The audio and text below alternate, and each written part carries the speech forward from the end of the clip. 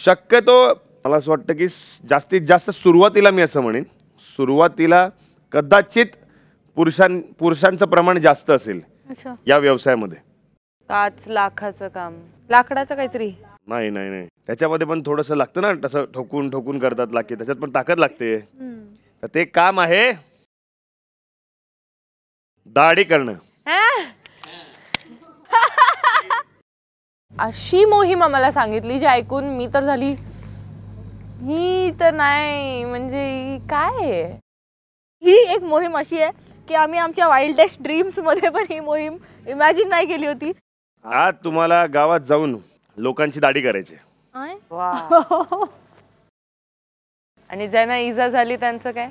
म्हणूनच आत्ता आपण इथे एक लुटूपुटूची मोहीम करणार आहोत. आणा रे.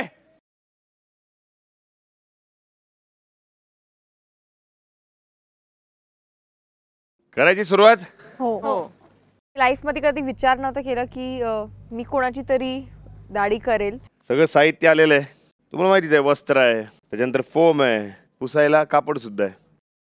चला मालकीनबाई या.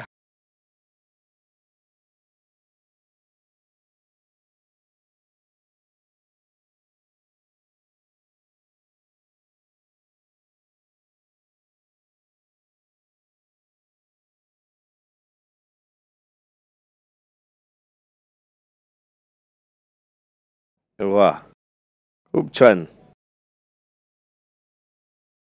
वा, संस्कृती. आता मला दाढीत हात घालून ते असं असं असं करायचंय, ते पण पुरुषांचा. आणि म्हणजे मी काय म्हणू.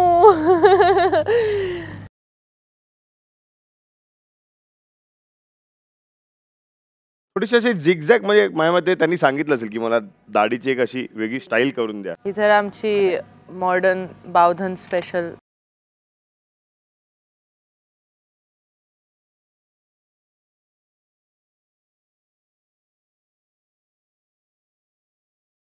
वा, या रसिका. अरे वा.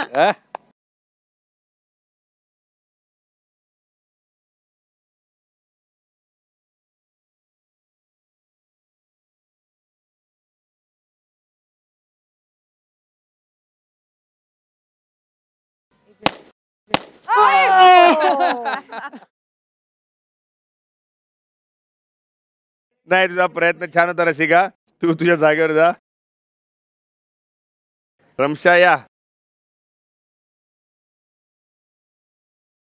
माझी बारी आली. मी गेले तिकडे, मी फक्त जाऊन उभे राहिले, पोज मारलं, असं केलं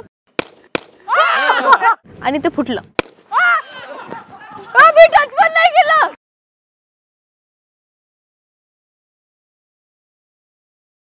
नाही नाही रमशा, मला असं वाटतंय की तू सलून काढू नकोस, पाणीपुरीचा स्टॉल ठेव. ये स्नेहा. फुग्यांना शेव करणं तर खूप इझी होतं.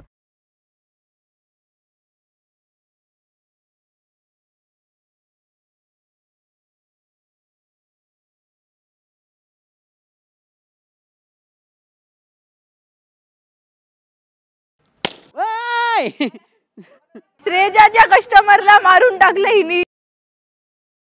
मला खूप मजा पण आली ते करायला, पण मला कुठे ना कुठे ते फुगे फोडायचं मन करत होतं.